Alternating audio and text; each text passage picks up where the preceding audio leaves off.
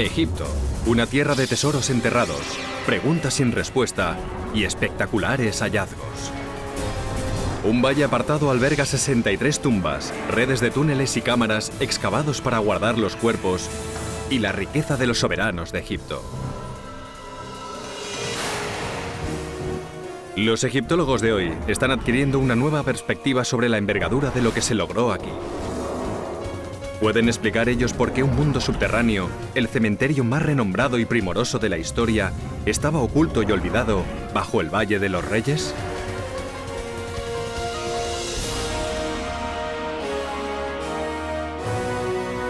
Los misterios de Egipto. Secretos del Valle de los Reyes. El Dr. Zahi Hawass es el arqueólogo más destacado de Egipto. Él cree haber identificado el punto de partida de uno de los proyectos de ingeniería más extraordinarios que se han realizado jamás. Una entrada en los riscos que rodean este valle. El acceso a un túnel que conduce a una tumba. Creo firmemente que esta es la primera tumba que se excavó en el Valle de los Reyes. Mide unos 210 metros, más de 650 pies, cortados en la roca. Durante los 500 años posteriores a la construcción de este túnel, los faraones de Egipto fueron traídos aquí para ser enterrados. Aquí era donde iniciaban su viaje hacia el más allá. El Valle de los Reyes es el lugar donde reposan varios de los soberanos más grandes de la antigüedad. Es un lugar sagrado. El lugar donde se desarrolla su mitología, donde se han volcado todas sus ideas, su tecnología, su artesanía. Se invirtieron increíbles recursos en la creación de estas tumbas reales. Hace 3.500 años, la capital religiosa de los faraones era Tebas, el corazón de la civilización más sofisticada que el mundo ha conocido. Era una época dorada en la historia de Egipto, y los faraones demostraron aquí su grandeza a los ojos de todos.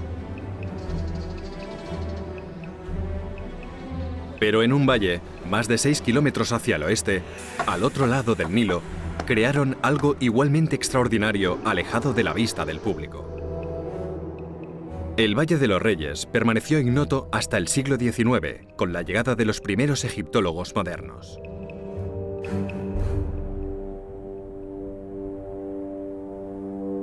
Todo el antiguo Egipto estuvo olvidado, hasta la llegada de los arquitectos, ingenieros, químicos, médicos y dibujantes.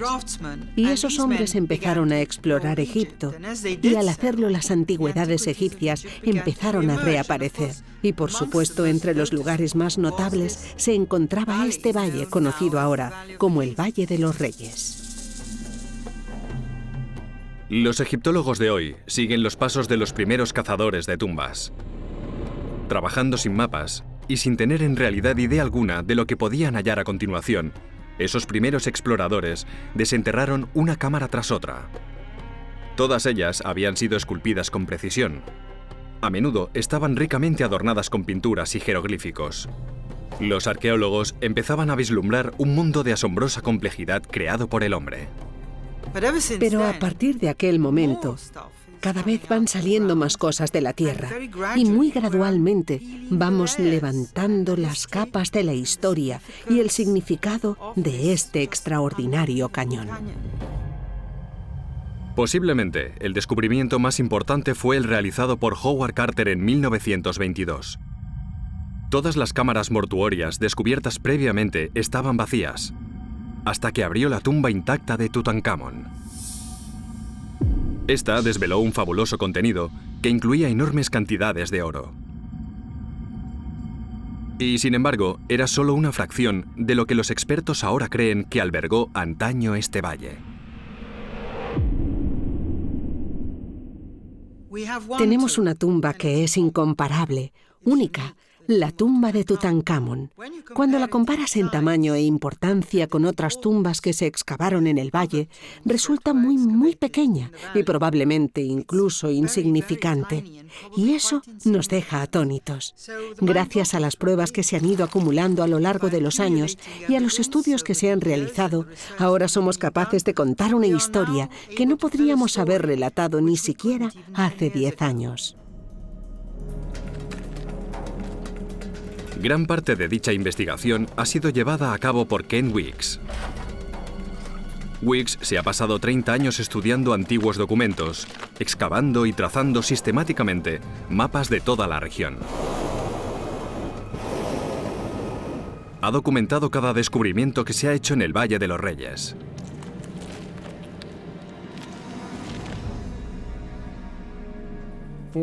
Por primera vez conseguimos ver todos los planos de todas las tumbas trazados en una sola hoja de papel.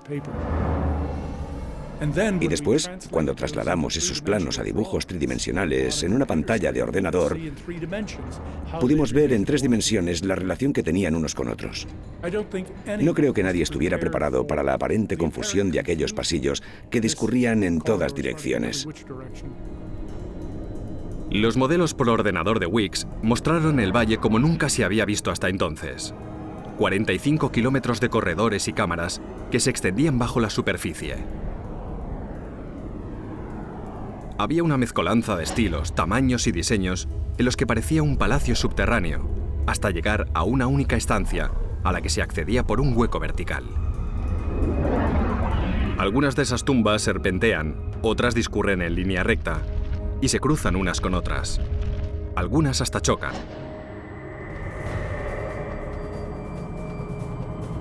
Pero, ¿por qué estaban allí?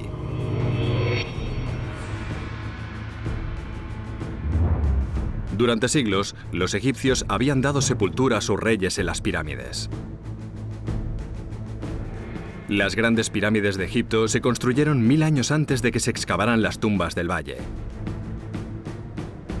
Su diseño se basaba en una serie de principios que, según las creencias de los faraones, les garantizaría su entrada en el más allá.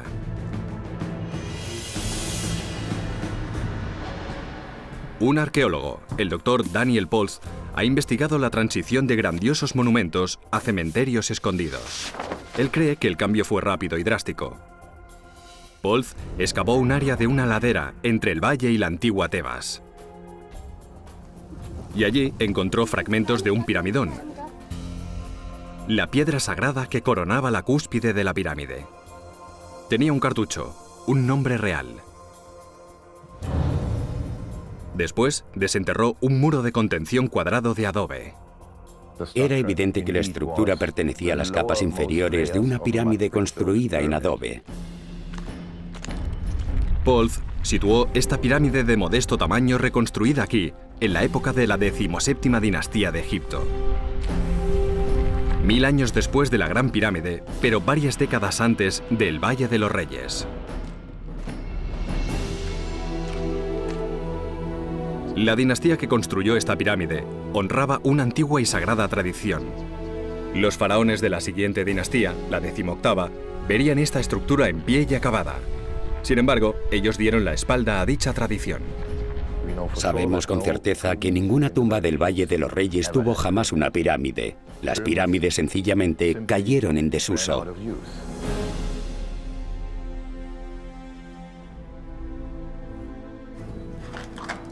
Los egiptólogos debaten desde hace mucho sobre el motivo por el que se produjo dicho fenómeno. Pero para el Dr. Zahi Hawass, la respuesta yace en el fondo de esta tumba. Según él, la más profunda y antigua del valle. De nuevo, Howard Carter fue la primera persona de la era moderna que entró en la tumba. Fue en 1902, 20 años antes de hallar la sepultura del rey Tut. Carter entró en un pasadizo bloqueado por cascotes y detritos. El olor de los murciélagos y las piedras sueltas hicieron la vida imposible a Carter. es muy escarpado y muy difícil.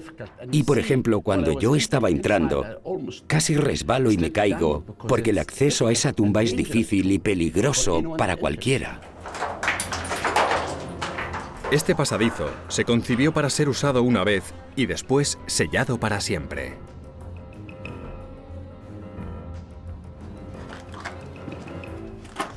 La espiral descendente continuaba, pero Carter siguió avanzando. Una vez recorridos más de 180 metros, llegó al final. El túnel se abría formando una cámara mortuoria que albergaba dos grandes sarcófagos vacíos. Uno de ellos tenía un nombre, el de una gran reina. La faraona, que según creen los arqueólogos, convirtió este valle en el Valle de los Reyes.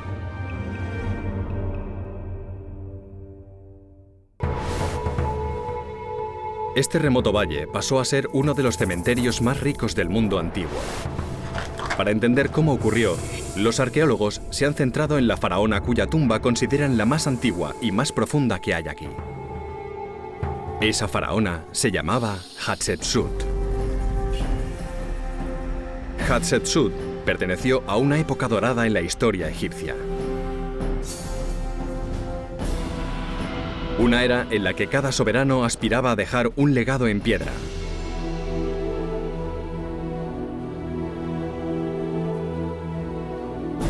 Columnas, templos, intrincadas tallas, evidencias de que poseían la voluntad y los recursos para construir a lo grande.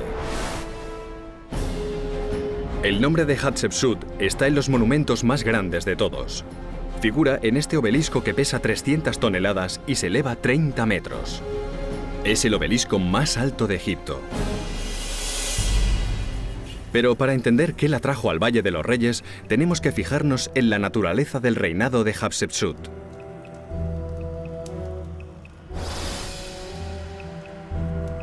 Hatshepsut era una rareza. Un faraón mujer en un país que ni siquiera tenía una palabra equivalente a reina. El ascenso de Hatshepsut al poder en realidad podría tener origen en su infancia como hija del gran faraón guerrero Tutmosis. Tutmosis I. Evidentemente ella había heredado el empuje y la ambición de su padre. Desde muy joven estuvo destinada a casarse con el sucesor de su padre, pero cuando éste murió, el trono pasó a su hijo menor. Claramente consideraba que como hija de un faraón guerrero podía hacerlo mejor que un simple niño. Hatshepsut se propuso demostrar su postura de la mejor forma que conocían los faraones. Construyendo.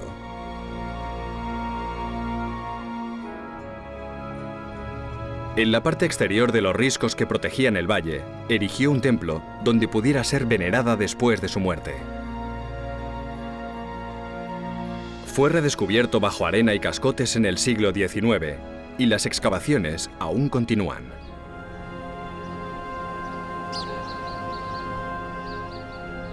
El arqueólogo Ted Broad, que lleva más de 20 años trabajando en la zona, ha explorado lo que el templo revela sobre las ambiciones de Hatshepsut.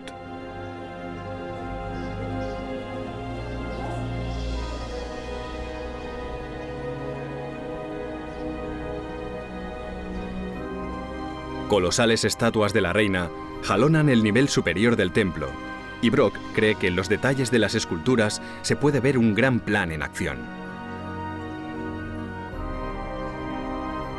Hasta en el color de las estatuas.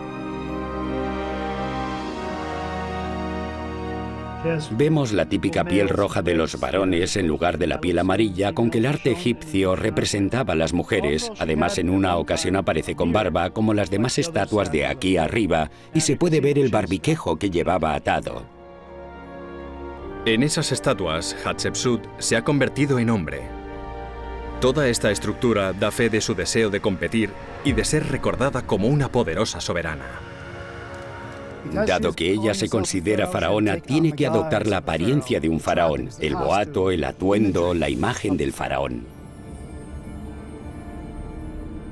El templo en sí mismo también formaba parte de ese todo, tenía una función práctica y concreta.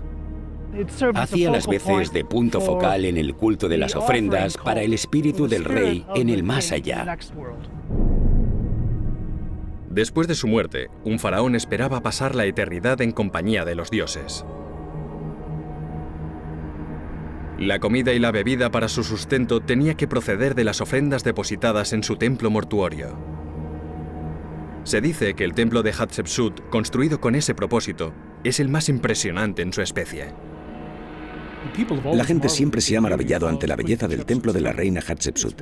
Es maravilloso, unos escarpados riscos y después la excelencia de las columnatas con esa larga serie de escalones que convierten el templo de Hatshepsut en una obra maestra. Pero mientras que los faraones anteriores habían adosado sus templos mortuorios a sus sepulturas, Hatshepsut ocultó su tumba a una cierta distancia.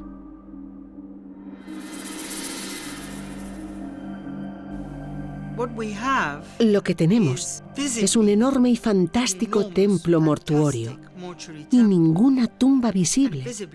O sea que los elementos se han dividido. El rey, a partir de ese momento, será enterrado en un lugar escondido, en el profundo pasadizo subterráneo del Valle de los Reyes. Los egiptólogos han llegado a la conclusión de que la explicación más obvia para ello era la seguridad. Prácticamente cada vez que se ha descubierto una tumba real en Egipto, los ladrones han llegado primero hasta ella. La excepción, la tumba intacta de Tutankamón, que con sus inmensas riquezas revela por qué los grandes monumentos eran un claro imán para los ladrones.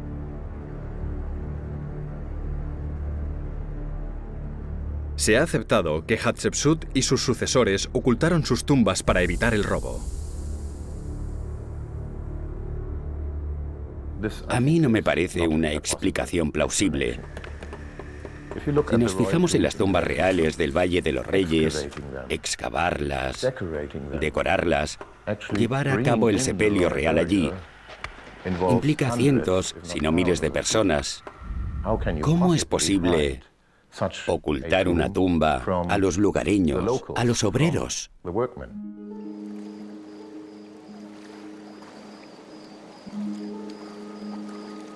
Los arqueólogos también han observado algo cerca de la situación del templo de Hatshepsut en medio del paisaje. Sugiere que el templo es solo un elemento dentro de un plan mucho más ambicioso. Si se trazara una línea que descendiera por la gran escalinata y cruzara el Nilo, pasaría por el sendero central del templo de Karnak, el lugar más sagrado de Egipto y uno de los complejos de templos más extensos de la Tierra. A lo largo de una distancia de 3,2 kilómetros, la alineación entre la escalinata y el sendero se desvía solo 2 grados. Cuando consideras que debió tratarse de una línea visual trazada a simple vista por los egipcios, te das cuenta de que el cálculo se acerca extraordinariamente. Demasiado para que sea una coincidencia.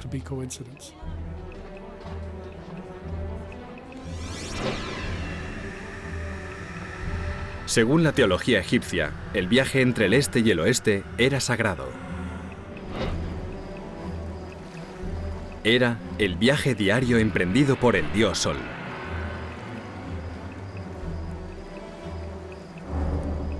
Los egipcios construían sus ciudades en la orilla oriental del Nilo, por donde salía el sol. Y enterraban a sus muertos en la orilla occidental, donde el sol se ponía. Hatshepsut había establecido una conexión entre ambas. El templo de Amón en Karnak es el inicio de un plan maestro. Yendo del este al oeste, llegas directamente al templo de Hatshepsut. Y la cosa no acaba aquí, porque si sigues el rastro del plan maestro, a través de la montaña y de los grandes riscos de piedra caliza de Deir al-Bahri, llegas también directo a la tumba de Hatshepsut.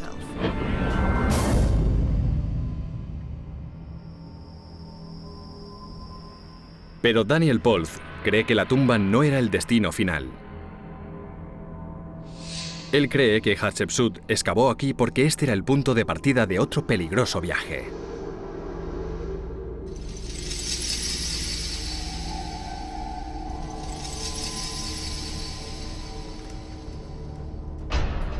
Se creía que el sitio en el que emplazó su tumba era la entrada al mundo de las tinieblas.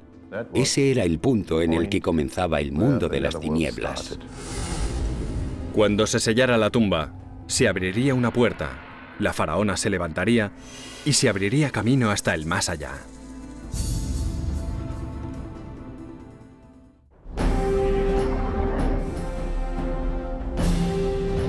Los arqueólogos creen que la faraona Hatshepsut fue la primera en construir un grandioso complejo funerario en el Valle de los Reyes, estableciendo un ejemplo que se seguiría a lo largo de los 500 años siguientes.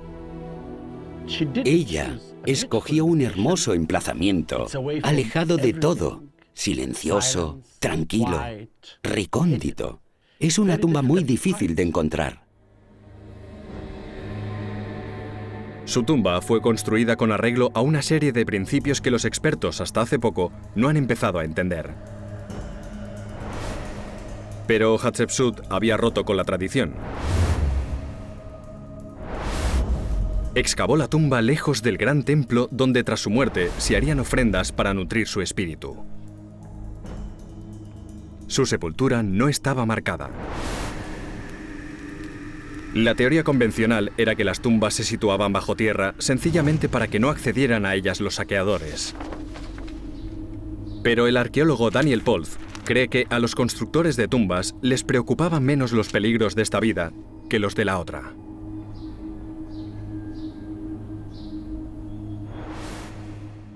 Su teoría se basa en pistas encontradas en la cámara mortuoria de Hatshepsut. Entre los derrubios había una serie de losas de piedra caliza pintadas con jeroglíficos e imágenes. Constituyen el ejemplo más antiguo conocido de un texto funerario llamado el Amduat. El Amduat es una palabra en egipcio antiguo que significa lo que hay en el mundo de las tinieblas. Esa versión del Amduat es la primera que conocemos. De día, un faraón resucitado viajaba con el dios Sol a través del cielo. El Amduat describía el viaje a través de las horas de la noche y la oscuridad de la tumba. El dios tenía la cabeza de un carnero y está representado a bordo de un barco. Debe pelear y abrirse paso por medio de la palabra, dejando atrás dioses, demonios y monstruos. Por último, pasa a través del cuerpo de una serpiente antes de renacer mágicamente como escarabajo, el símbolo del amanecer. Estas elaboradas imágenes son más que decorativas. Constituyen la base de un mapa o manual. Has de tener una descripción de lo que te espera en el mundo de las tinieblas. ¿A qué clase de criaturas, demonios, dioses tendrás que enfrentarte en el mundo de las tinieblas? Según la descripción de Polz, Hatshepsut esperaba que venir a este valle más allá del Nilo y detrás de una cadena montañosa la acercaría más al mundo de los muertos. Yo creo que la reina Hatshepsut en realidad quería situar la entrada de su tumba lo más cerca posible del mundo de las tinieblas, y ese lugar era el Valle de los Reyes. En el momento de la muerte de Hatshepsut, debieron iniciarse una serie de rituales cuidadosamente planeados. Su cuerpo iba a ser necesario en la otra vida, por eso primero fue momificado. Después fue transportado en su féretro. Cruzó el Nilo, subió por la ladera del valle y después bajó hasta la cámara mortuoria. El cortejo funerario de Hatshepsut marcó una nueva ruta hacia el más allá. Muchos otros faraones la seguirían.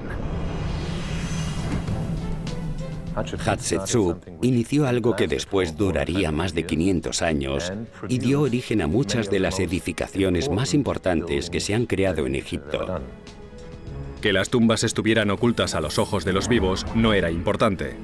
Los constructores de tumbas realizaron extraordinarios esfuerzos para lograr la absoluta precisión.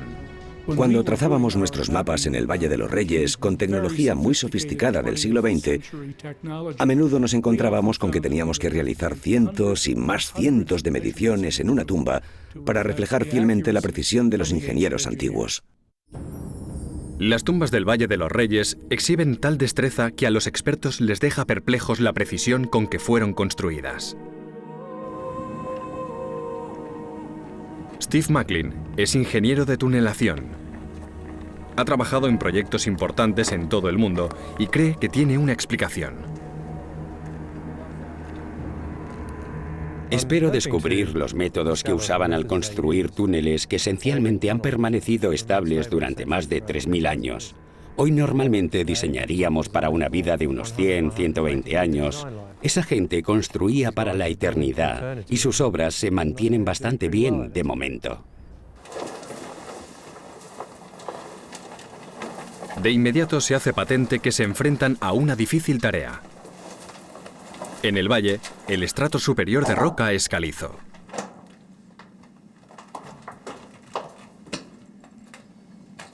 Esta roca es aproximadamente 2 veces más resistente que el hormigón, así que si quisiera atravesar una masa pura de esta roca sería difícil, y más con herramientas de la Edad de Bronce.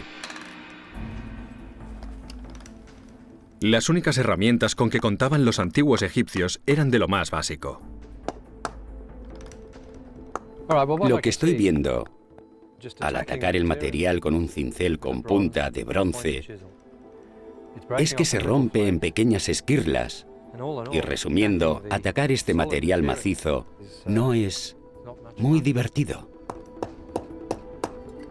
Es evidente que excavar túneles con este método debió requerir muchísimo tiempo.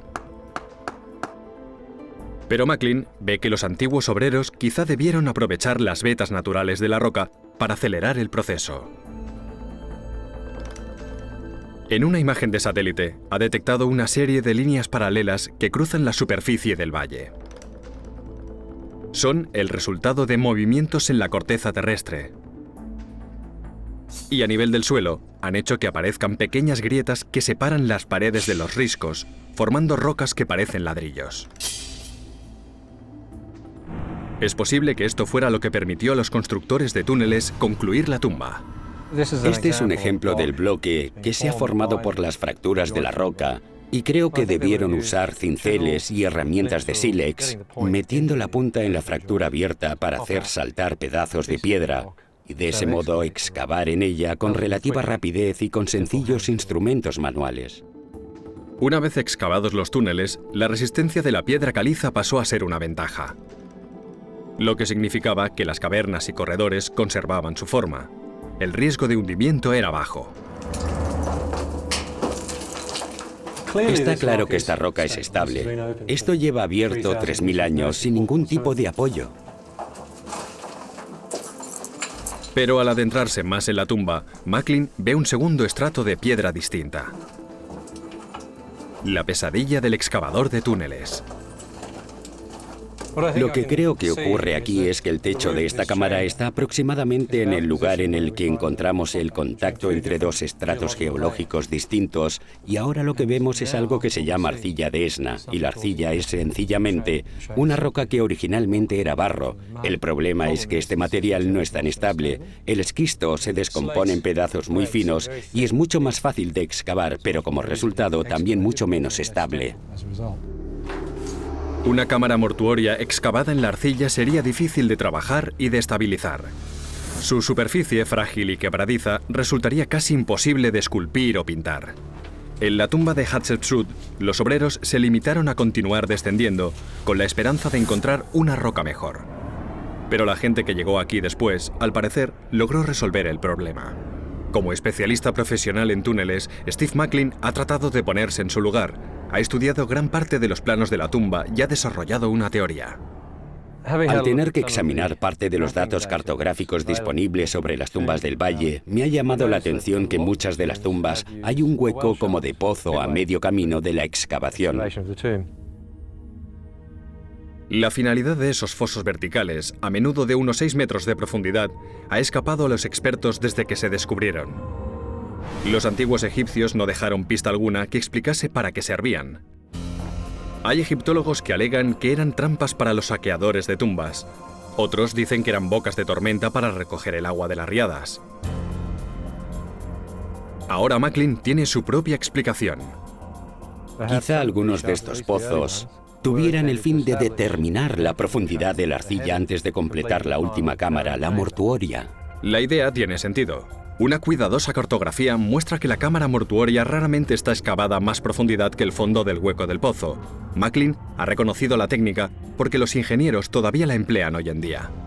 Excavamos pozos piloto o túneles piloto para estudiar el terreno, cuando es importante conocer la cantidad y la estabilidad de la roca. El mejor ejemplo de ello se halla en la tumba del gran rey Seti I. Su hoyo pozo llegó hasta el estrato de arcilla.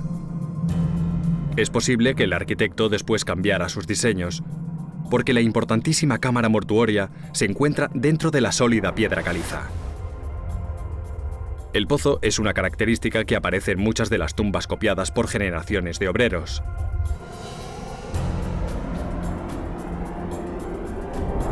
Ken Weeks, que ha realizado un modelo en 3D del valle, cree que existe otra razón para que ese detalle se repita una y otra vez. No creo que fuera accidental. No creo que tuviera una base geológica. Creo que estaba firmemente enraizado en las creencias religiosas egipcias. Los planos en 3D de las tumbas primitivas revelan una especie de anteproyecto. Con el tiempo, el viaje en espiral que Hatshepsut emprendió rumbo al más allá se concreta en corredores rectos y esquinas en ángulo recto.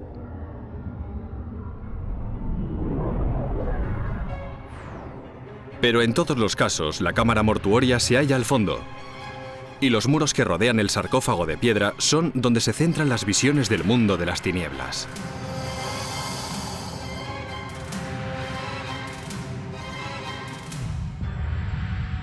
Creo que los planos de todas las tumbas reales del Valle de los Reyes tienen probablemente una base teológica. Dicho de forma sencilla, es posible que los vieran como mapas de carreteras.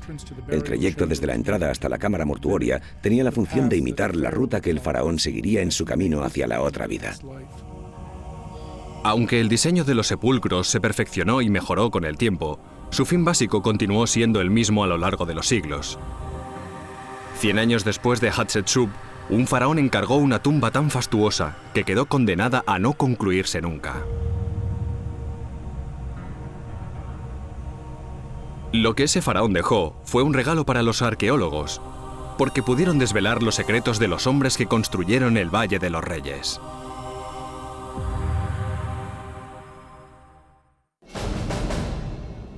En el lado meridional del Valle de los Reyes se encuentra un extraordinario sepulcro. En la época en la que se excavó, los antiguos egipcios llevaban ya casi 2 siglos enterrando allí a sus reyes. Pero esa tumba, 4 cámaras a lo largo de un corredor recto de más de 120 metros de longitud, alcanzó nuevas cotas de magnificencia.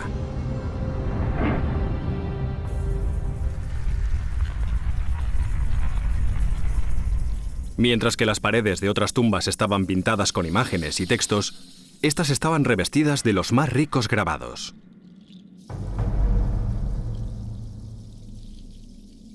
Zahi Hawass está siguiendo los pasos de los primeros exploradores que entraron en esa cámara e identificaron a su dueño. Encontraron el nombre de Horemheb, comandante del ejército. Hawass cree que la historia de Horemheb explica la singular calidad del sepulcro. Tradicionalmente, un faraón heredaba el trono, pero Horemheb se apoderó de él. No era miembro de la familia real, sino un general. Al ser comandante de las fuerzas de Tutankamón, se hizo con el poder durante el vacío creado por la muerte del niño rey. Ya se había iniciado la construcción de una tumba para él en otra parte, pero él quería ser enterrado como rey, en su valle. Él no tenía sangre real, era un oficial del ejército y por lo tanto temía no reunirse fácilmente con Osiris. El doctor Zahi Hawass ha estudiado las imágenes que recubren la cámara mortuoria. Aquí, Horemheb ostenta la corona de Egipto. Está de pie, con todos los dioses principales en fila: Anubis, el dios con cabeza de chacal, Horus, el halcón, Isis y el dios del mundo de las tinieblas, Osiris. Quiere que todos ellos lo acepten como rey. Fíjense en Isis, con la corona del disco solar en medio. Delante de ella, Horemheb le entrega su ofrenda. Es de hecho la búsqueda de la inmortalidad por parte de Horemheb.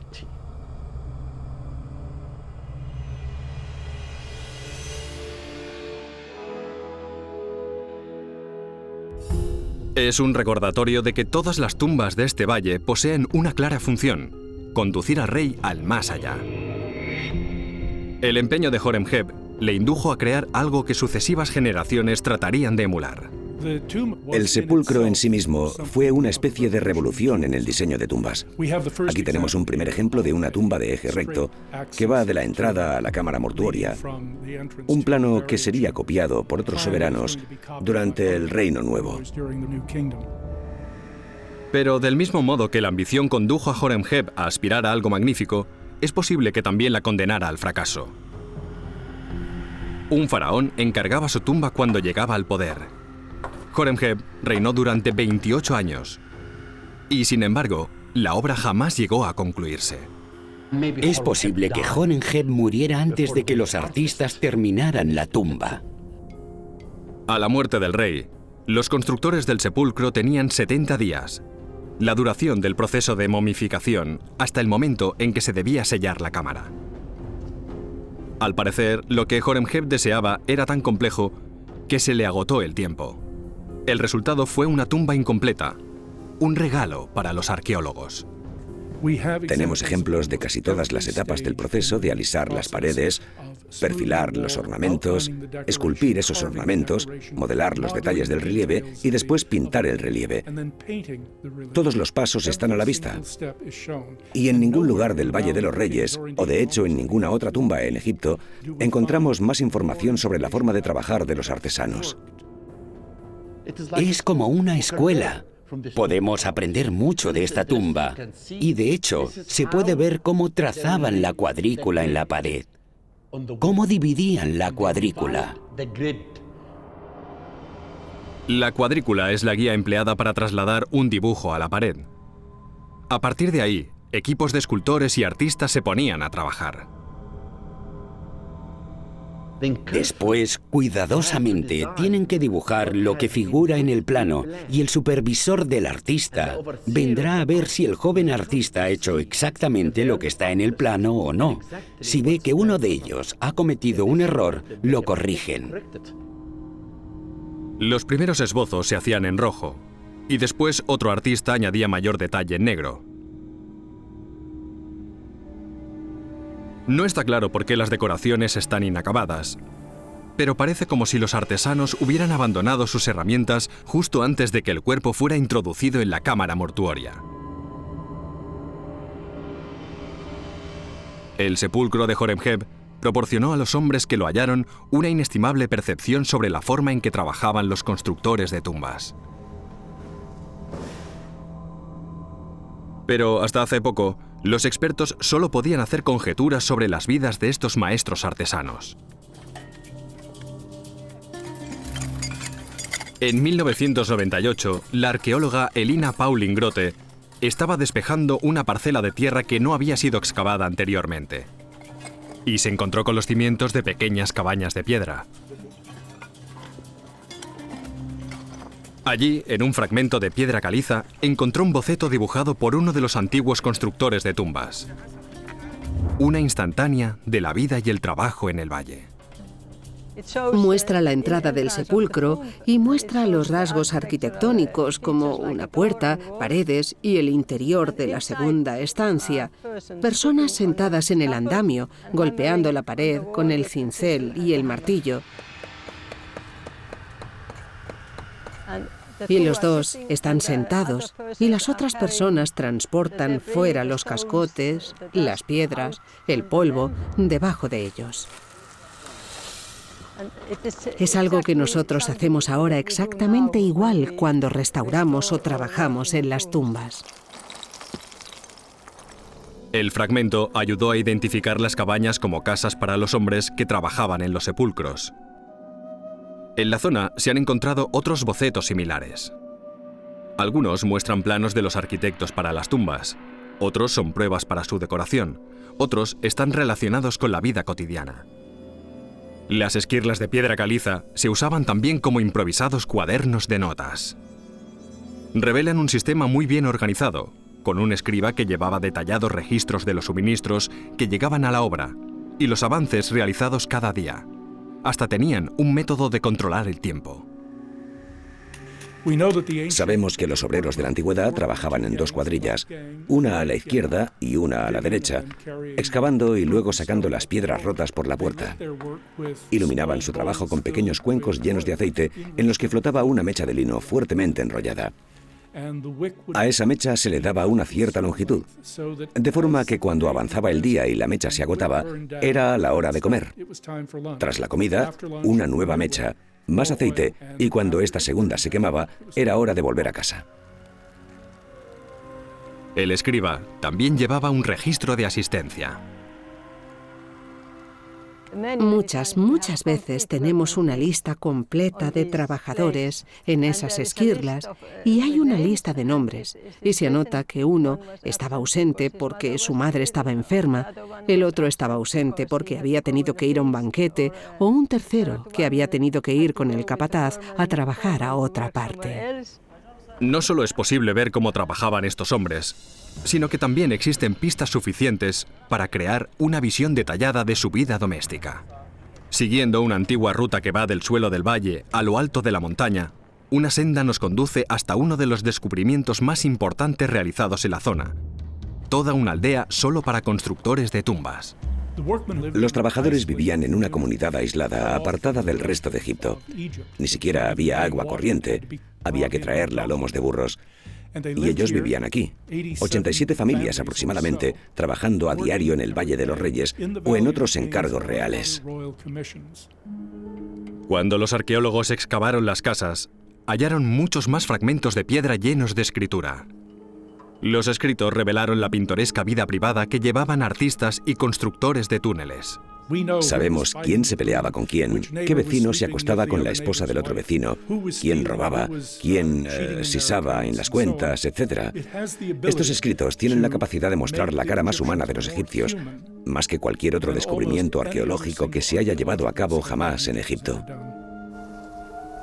El detalle de esos fragmentos ha permitido incluso a los expertos identificar quiénes eran y dónde vivían. Esta casa perteneció a un hombre llamado Senedjem. Aunque parezca haber sido un obrero corriente, su casa tiene un buen tamaño y pudo costear una tumba propia con imágenes de su familia.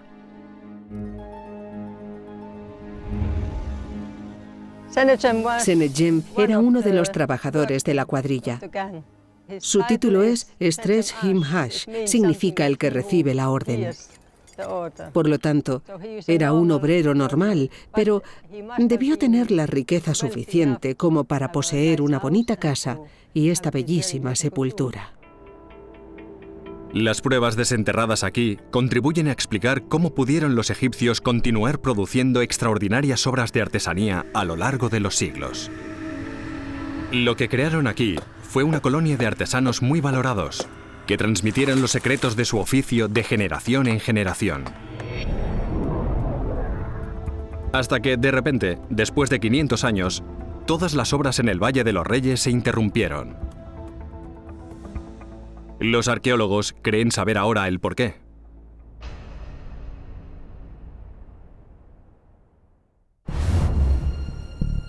Los egiptólogos llevan 200 años de excavaciones en el Valle de los Reyes. Ken Weeks ha dedicado su vida a trazar mapas del valle y todavía sigue dando sorpresas. Weeks y su equipo empezaron a excavar una tumba en 1995 y aún continúan haciendo nuevos hallazgos. A los 10 minutos de haber entrado en aquella sala, nos dimos cuenta de que habíamos descubierto la tumba más grande que se ha encontrado en el Valle de los Reyes. Y, desde luego, una de las tumbas más grandes halladas jamás en Egipto. Ya hemos visto unos 130 corredores y cámaras, y no hay un final a la vista. Este fue el complejo funerario erigido para su familia por el faraón más grande de Egipto, Ramsés II. En esta sepultura única, encargada por un solo rey, es posible que haya más de 200 cámaras. No es de extrañar que con el tiempo el valle llegara a estar superpoblado. Y Weeks ha encontrado abundantes pruebas de las dificultades que ello causaba. Dado que habitualmente las entradas estaban escondidas, quien quiera que excavase una nueva tumba trabajaba a ciegas. No existía un plan maestro. Y de hecho, en 4 ocasiones distintas en la antigüedad, los hombres que excavaban una tumba tropezaban accidentalmente con una sepultura anterior cuya existencia desconocían.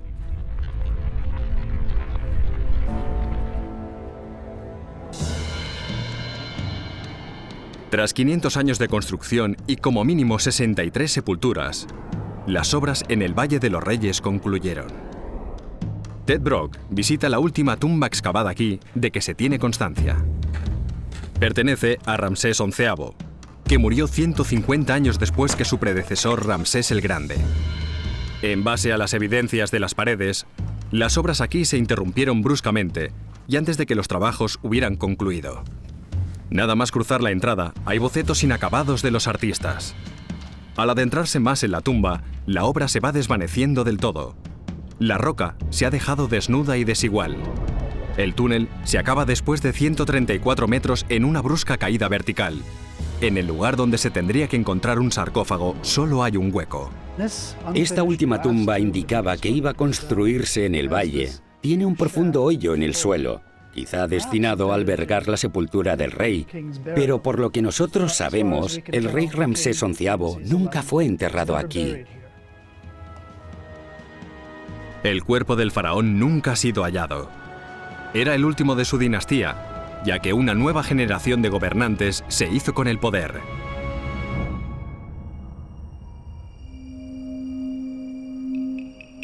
Los nuevos soberanos de Egipto hicieron que la capital, Tebas, y el Valle de los Reyes pasaran a ser superfluos.